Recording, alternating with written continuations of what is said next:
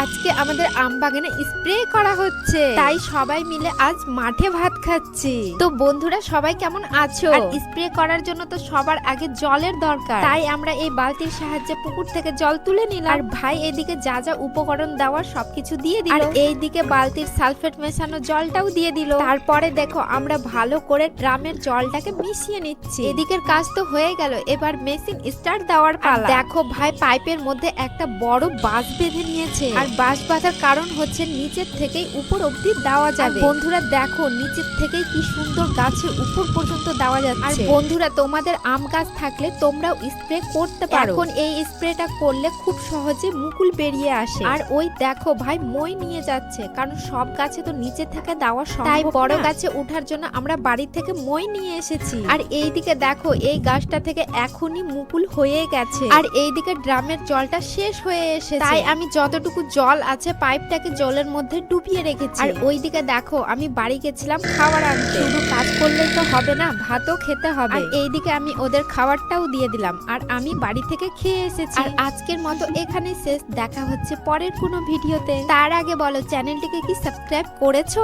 না করে থাকলে করে দিও। টাটা।